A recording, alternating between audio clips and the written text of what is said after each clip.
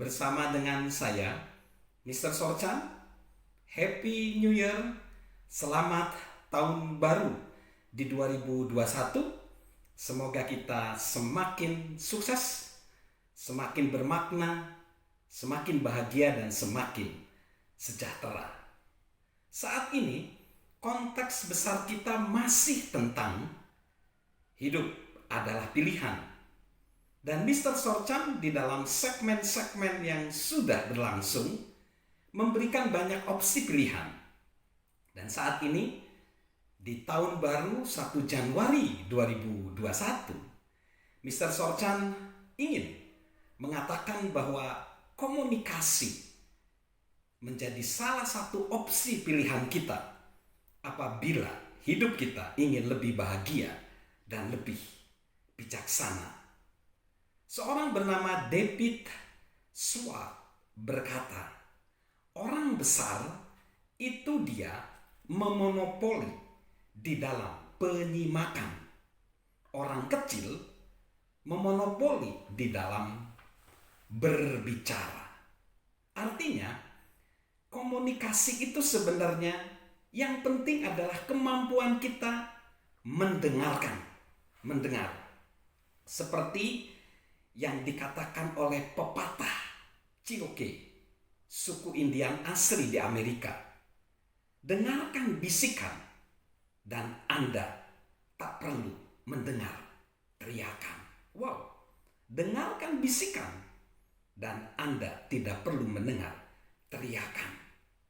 Woodrow Wilson, tokoh kepemimpinan di Amerika berkata, telinga pemimpin harus bisa mendengarkan suara rakyat. Telinga pemimpin harus bisa mendengarkan suara rakyat. Nah, berbicara tentang pemimpin, baik di aspek perusahaan, keluarga, komunitas, dan lain-lain, pemimpin harusnya adalah seorang pendengar.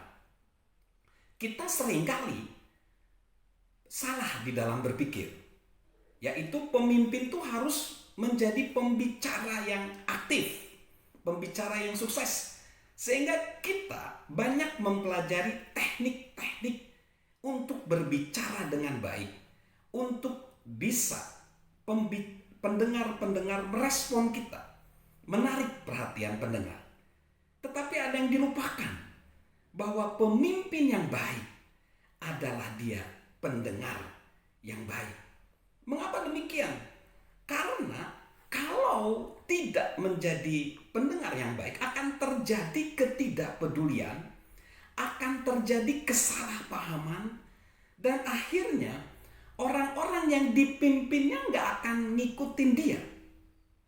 Pemimpin yang tidak mendengarkan mengalami banyak kegagalan. Berikut ini hal-hal yang menyebabkan kalau pemimpin tidak mendengar. 1, mereka gagal meraih kebijaksanaan.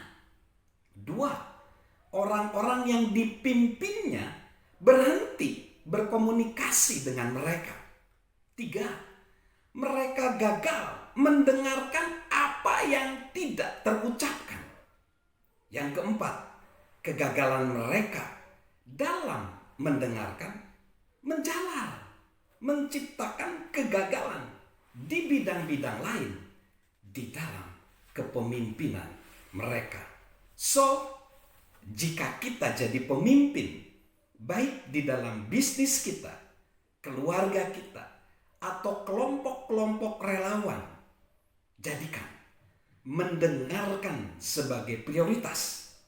Jika tidak, kita tidak akan banyak berhasil, atau malah kalau kita tidak mendengarkan akan menuai banyak masalah. Seorang bernama Peter Drucker, tokoh manajemen modern berkata, yang terpenting dalam komunikasi adalah mendengarkan yang tak terucap. Ada 4 gaya komunikasi. Secara alamiah, cenderung orang-orang menerapkan salah satu dari gaya komunikasi ketika dia berhubungan dengan orang lain. Cermati 4 gaya ini, dan di mana guys semua sahabat Mr. Sorchan ada. Gaya yang pertama adalah gaya pembalasan. Gaya pembalasan ini orang yang menggunakan gaya ini untuk menentang orang lain. Mereka merasa memiliki hak untuk menyakiti orang lain karena mereka sendiri menerima rasa sakit itu. Lalu yang kedua, gaya dominasi. Orang yang menggunakan gaya ini menyingkirkan orang lain. Mereka memaksa dan memanipulasi orang lain. Para pendominasi menghancurkan karakter dan harga diri orang lain. Yang ketiga, gaya isolasi. Orang yang menggunakan gaya ini adalah dia meninggalkan orang lain. Mereka mencari pemisah dan mereka tidak membangun rasa kebersamaan dengan sesama. Nah, orang yang mengisolasi diri ini, dia menghancurkan harapan bagi pengembangan dan pertumbuhan kepribadian. Yang keempat, gaya kerjasama. Orang yang menggunakan gaya ini, dia menggandeng orang lain. Mereka menghargai nilai dan kontribusi orang lain. Dan mereka mencari persamaan. Kerjasama membentuk kepercayaan dan menambah nilai untuk diri mereka sendiri maupun orang lain.